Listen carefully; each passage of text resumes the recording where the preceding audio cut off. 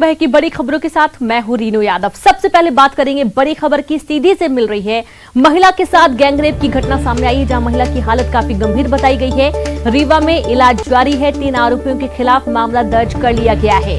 महिला अपराध की बात की जाती है। आज आपको मालूम है कि एक तरफ जहां एक भव्य कार्यक्रम है, जहां पर महिलाओं के प्रति जिन्होंने अपनी जिम्मेदारी निभाई है और उन्हें सम्मानित किया जा रहा है, वहीं दूसरी तरफ सीधी में एक दिल दहला देने वाली खबर सामने आ रही है, जहां पर महिला के साथ गैंगरेप हुआ। महिला की हालत काफी गंभीर बताई गई है। अस्पताल भर्ती किया गया है। रीवा के अस्पताल में भर्ती किया गया है। 3 आरोपियों के खिलाफ मामला दर्ज हुआ है। पूरा मामला जांच का विषय है कि आखिरकार इस घिनौनी वारदात को अंजाम क्यों दिया गया है। सीधी से बड़ी खबर है, महिला की हालत काफी गंभीर बताई गई है। और ज्यादा जानकारी के साथ संवाददाता हरीश जुड़ गए। हरीश, आखिरकार कारण क्या है इस घटना के, इस वारदात को अंजाम देने के? बिल्कुल रेनू, जिस तरह से पूरा वाकया सामने आया है, इसके बाद बिल्कुल पूरी तरह से एक हताहत का माहौल बना हुआ है जिले में। लेकिन जो इसका मेन कारण है, तो रात का वक्त था। रात के वक्त में चूंकि बेवा महिला थी, अपने घर में बच्चों के साथ रह रही थी, एक छोटी सी दुकान करके अपना पालन पोषण कर रही थी। उसी रात में कुछ आरोपी पहुंचते हैं और रात्रि गुटखा की मांग करते हैं। इसके बाद जब पानी की मांग करते हैं, लेकिन महिला ने वो सारी चीजों देने से मना कर दिया, क्योंकि रात का वक्त था। तो जो वहां लोग पहुंचे हुए थे, जो गुटखा और पानी मांग रहे थे, तो महिला के साथ हैवानियत किए, उसके साथ दुष्कर्म की घटना को अंजाम दिए। इसके बाद उसके जो प्राइवेट पार्ट होते हैं, उसमें भी 3-4 फीट की सरिया डाल दिए थे, जिसके बाद महिला की हालत गंभीर हो गई। हालांकि महिला ने इस पूरी बात की जानकारी पहले पुलिस को खबर नहीं दी। पहले महिला अपने घर परिवार के परिजनों को खबर दी है। परिजनों ने जब उसकी हालत गंभीर थी तो उसे उपचार के लिए पहले नजदीकी स्वास्थ्य केंद्र में भर्ती कराया, लेकिन वहां भी उसकी हालत में सुधार नहीं हुआ, तो उसको सीधी जिला अस्पताल लाया गया, जहां चिकित्सकों ने आनंद फानन में उसको रीवा रेफर कर दिया। हालांकि उसकी हालत अभी भी गंभीर बनी हुई है। जी, जाहिर सी बात है, इतना जघन अपराध और इस तरीके से बिल्कुल दिल दहला देने वाली घटना सामने आ रही है। हरीश, ये आरोपियों की पहचान हो गई है क्या? उनकी शिनाख्त तो हो चुकी है? देखिए रेनू, इस पूरे मामले में अभी स्पष्ट नहीं कहा जा सकता, क्योंकि पुलिस ने तो महिला की शिकायत पर 3 आरोपियों के खिलाफ मामला पंजीबद्ध कर लिया है। लेकिन अब तक आरोपियों की ना ही पुलिस पहचान बता सकी है, ना ही अभी उनकी कोई गिरफ्तारी की कोई खबर दे सकी है। हालांकि अभी ये सारी चीजें आज दोपहर तक ही स्पष्ट हो जाएंगी, जब चूंकि पुलिस अधिकारियों से भी संपर्क करने की कोशिश की जा रही है, उन अधिकारियों का भी फोन उठ नहीं रहा है। तो ऐसे में जब तक कोई कंफर्म या पुष्टि नहीं हो पाती है, तब तक कह पाना मुश्किल होगा। 3 आरोपी बताए जा रहे हैं, ये क्या सभी उसी गांव से बिलोंग करते हैं, कहीं और से आए हुए थे? कोई गाड़ी का नंबर या और कोई जानकारी, किसी भी तरीके का कोई डेटा नहीं है?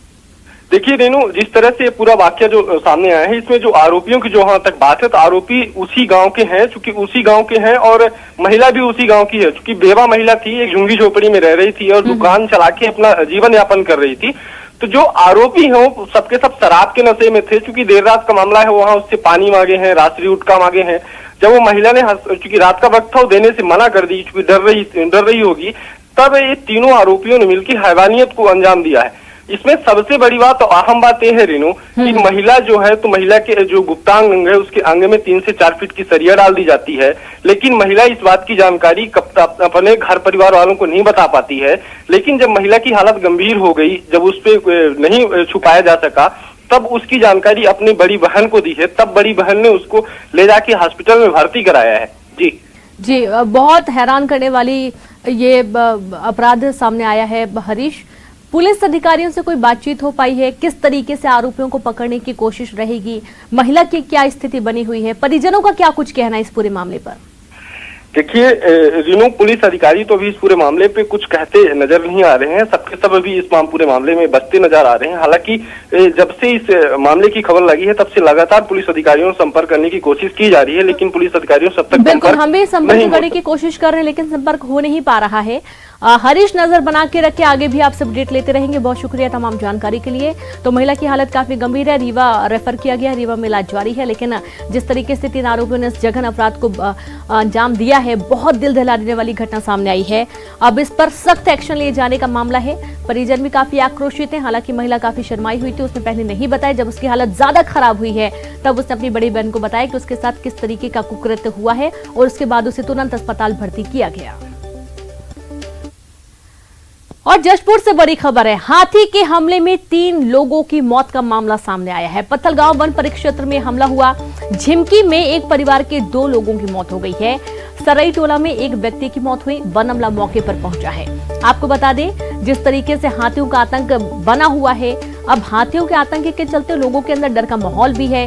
ये कोई आज से नहीं है, पिछले कई वक्त से ऐसी खबरें सामने आ रही हैं जब हाथियों के हमले में कुछ लोगों की जान चली जाती है, या तो हाथी फसलें बर्बाद करते हैं, या फिर ये कह सकते हैं कि लोगों का जो घर होता है, कच्चे घर होते हैं, उनको भी तोड़ दिया जाता है। काफी नुकसान तो होता ही है, लेकिन जान माल का भी नुकसान अब लोगों को उठाना पड़ रहा है।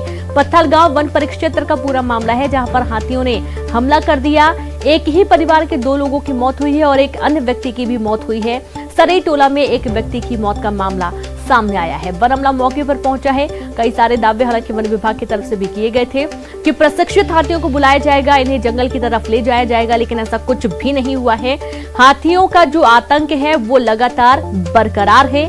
घटनाएं सामने आ रही हैं और ये जो दल है ये विचरण कर रहा है। जशपुर से बड़ी खबर, सरई टोला में एक व्यक्ति की मौत हो गई है। तो हाथी के हमले में 3 लोगों की मौत का मामला। पत्थलगांव वन परिक्षेत्र में हमला हुआ है। झिमकी में एक परिवार के 2 लोगों की मौत हुई। सरई टोला में एक व्यक्ति की मौत हुई। वन अमला मौके पर पहुंचा है।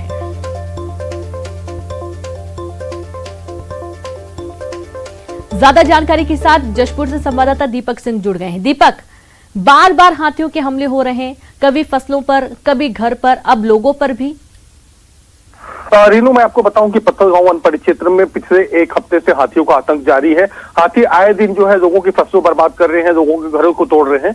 और कल देर रात जो है पत्थलगांव वन परिक्षेत्र के झिमकी गांव में एक हाथी पहुंचा और हाथी ने पहले तो ग्रामीण के घर पे हमला किया और इसके हमले में ग्रामीण जो है उसके परिवार के बाकी सदस्य तो भाग निकले, लेकिन उस परिवार के 2 बुजुर्ग सदस्य जो है भाग नहीं पाए। तो उन दोनों सदस्यों को जो है हाथी ने अपना निशाना बनाया और दोनों लोगों को हाथी ने कुचल दिया, जिससे दोनों की घटनास्थल पर ही मौत हो गई। और इसी तरह एक दूसरा मामला है जो पत्थलगांव क्षेत्र के ही सरई टोला का है, जहां पर जो है जंगलों में हाथी थे और एक व्यक्ति जंगल को जो है पार कर रहा था। देर रात की ये मामला है और ग्रामीणों ने उसे मना भी किया कि जंगल में हाथी है, अभी वहां जाना ठीक नहीं है, लेकिन ग्रामीणों ने की बात को उसने नहीं माना और वो जंगल के रास्ते गया और हाथी ने उस व्यक्ति को पर हमला किया और उसकी भी घटनास्थल पर मौत हो गई है। घटना के बाद जो है वन अमला देर रात को ही मौके पर पहुंच गया है और इस मामले में जिले के कलेक्टर ने भी दुख जताया है और जो है मृतकों के परिजनों को 6.5 लाख रुपए देने की घोषणा की है। फिलहाल जो है मृतकों को के परिजनों को तात्कालिक 25-25 हजार रुपए सहायता राशि दे दी गई है। जी बिल्कुल दीपक, बहुत शुक्रिया आपका जानकारी के लिए। तो मृतकों के जो परिजन है उन्हें सहायता राशि भी दी गई है, लेकिन चौंकाने वाली बात यह है कि लोग घरों से भी बाहर अब नहीं निकल सकते। इमरजेंसी यदि होती है रात के वक्त, यदि उनको कहीं जाना होता है, जंगल पार करना होता है, तो हाथियों के डर की वजह से लोग नहीं निकल पा रहे हैं। 3 लोगों की हाथियों के हमले की वजह से मौत हो गई है। और सिंगरौली से बड़ी खबर है, जहां पर सोन नदी में नाव डूब गई है। नाव में 6 लोग सवार थे, 2 बच्चों समेत एक महिला लापता है। लापता लोगों की तलाश जारी है। गोताखोर कोशिश कर रहे हैं ढूंढने की, क्योंकि जिस तरीके से ये पूरा हादसा हुआ है इसमें कुछ लोग ऐसे हैं जिनकी अभी तक कोई उनके बारे में पता नहीं चल पाया है। पानी के बहाव में वो कहां चले गए हैं, कहां बह गए हैं। गोताखोर कोशिश कर रहे हैं ढूंढने की। 6 लोग सवार थे नाव में, 2 बच्चों समेत एक महिला लापता है। लापता लोगों की तलाश जारी है। तो भरसक प्रयास है रेस्क्यू टीम का कि महिला और जो 2 बच्चे हैं ये कहां आखिरकार चले गए हैं, कहां लापता हो गए हैं, या अभी तक उनका कोई शव भी बरामद नहीं हुआ है, उनके बारे में कोई जानकारी नहीं मिल पाई है। तलाश जारी है। रेस्क्यू टीम भी मौके पर है, गोताखोर भी मौके पर है। और जिस तरीके से नाव पलटी है उसके बाद कई सारे सवाल खड़े हो रहे हैं कि क्या क्षमता से ज्यादा नाव में लोग सवार थे? यदि ऐसा है तो ये बड़ी लापरवाही आखिरकार क्यों की गई है?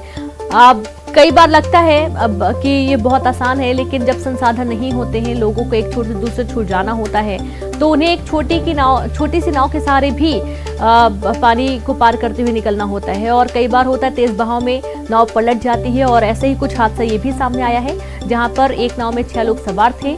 ज्यादा वजन की वजह से शायद अनियंत्रित हुआ होगा या पानी का तेज बहाव के चलते नाव पलटी और इसमें एक महिला समेत 2 बच्चे लापता हो गए हैं। उनकी कोई जानकारी फिलहाल नहीं मिल पाई है।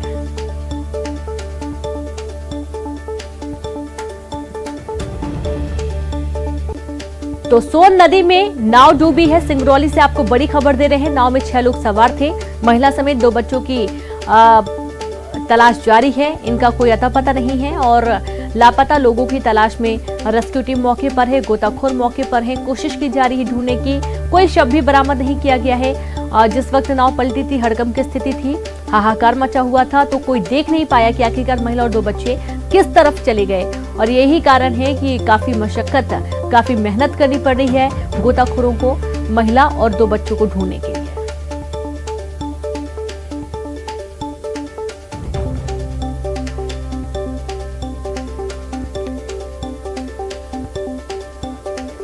और ज्यादा जानकारी के साथ सिंगरौली से राज द्विवेदी जुड़ गए हैं। राज, कैसे ये हादसा हुआ है?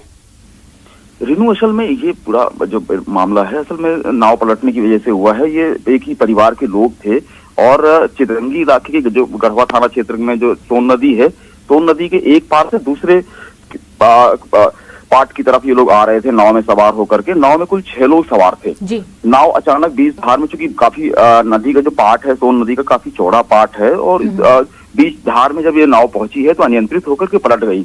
तो नाव में सवार जो बाकी के 3 लोग थे वो तैरना जानते थे, तैर करके वो नदी के दूसरी तरफ में पहुंच गए। लेकिन 2 बच्चे और एक महिला जिन्हें तैरना ठीक तरीके से नहीं आता था, वो उस बहाव में बह गए और प्रशासन कल से लेकर के अभी तक इनकी तलाश कर रहा है। गोताखोर पहुंचे हुए हैं, एनडीआरएफ की टीम पहुंची हुई है, सब लोग तलाश कर रहे हैं। लेकिन करीबन 17 घंटे का समय हो चुका है और इन 2 बच्चों और एक महिला की तलाश अभी तक नहीं हो पाई है। इनकी जानकारी नहीं मिल पाई कि बहकर कहाँ निकल गए हैं। जी रेनू।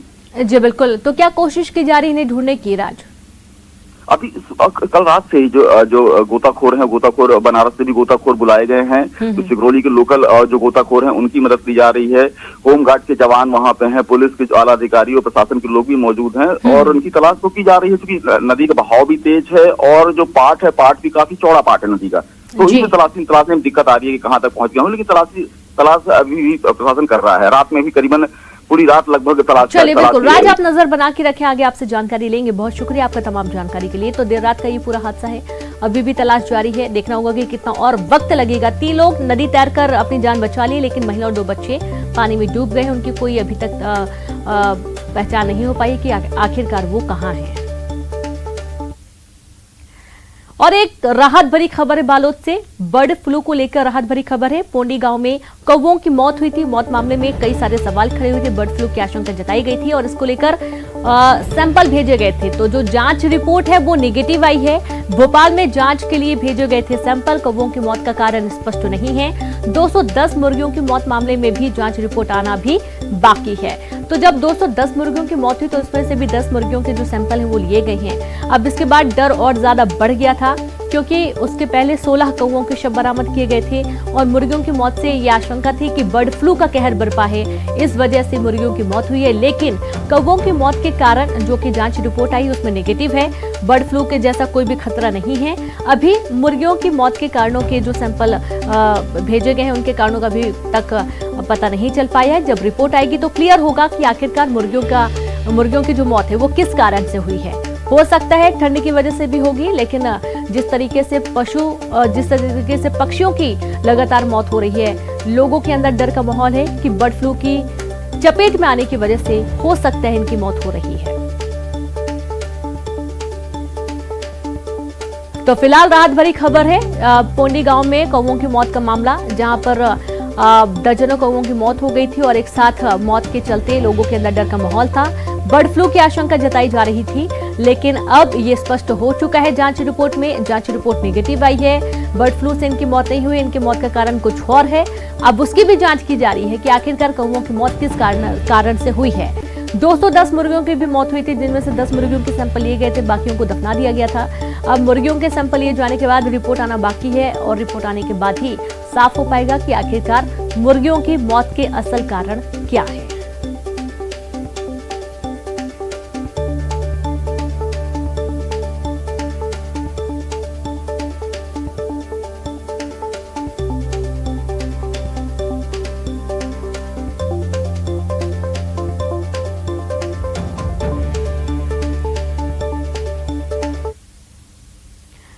और ग्वालियर में कोरोना का कहर, सीनियर डॉक्टर सहित 2 लोगों की मौत हो गई है। 71 साल के डॉक्टर सुरेश निखरा की मौत हुई। इलाज के दौरान दिल्ली में उनका निधन हुआ है।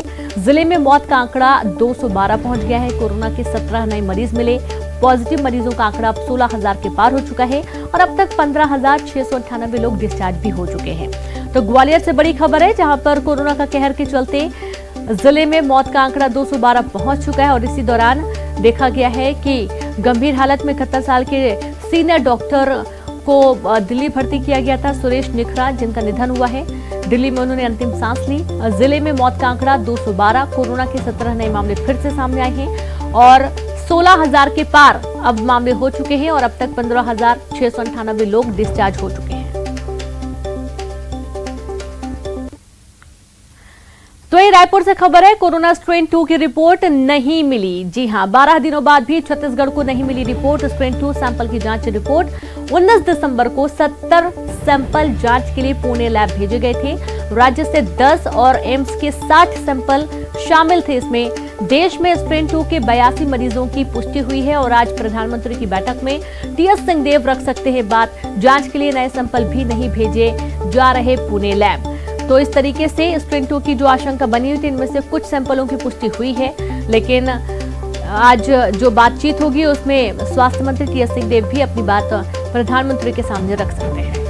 इसके बाद एक बार फिर से आप सभी का स्वागत है। अहम खबर, प्रधानमंत्री की मुख्यमंत्रियों के साथ आज अहम बैठक होने वाली है, जहां कोरोना वैक्सीनेशन पर चर्चा होगी। कोरोना वैक्सीनेशन की तैयारियां तेज हो चुकी हैं और राज्यों ने शुरू कर दी है वैक्सीनेशन की तैयारी। सीएम शिवराज भी इस बैठक में शामिल होंगे। सीएम भूपेश बघेल भी इस बैठक में शामिल होने वाले हैं। मुख्य रूप से राज्य कितना तैयार हैं वैक्सीनेशन के लिए, किन्हें प्राथमिकता दी जा रही है। हालांकि कोरोना जो वॉरियर्स हैं, जो लगातार इसी फील्ड में 24 घंटे काम कर रहे हैं, उनको पहले प्राथमिकता दी जाएगी, उन्हें वैक्सीनेट किया जाएगा और उसके बाद पंक्तिबद्ध तरीके से अब लोगों को वैक्सीन दी जाएगी। सबसे महत्वपूर्ण ये है कि इसकी जो तैयारियां हैं वो राज्य ने किस तरीके से की हैं। और ज्यादा जानकारी के साथ भोपाल से रंजना जुड़ गई हैं। रंजना, बहुत अहम है, वैक्सीनेशन की तैयारियां शुरू कर दें सभी राज्य सरकारें और आज इसके लिए प्रधानमंत्री नरेंद्र मोदी बातचीत भी करेंगे मुख्यमंत्रियों के साथ।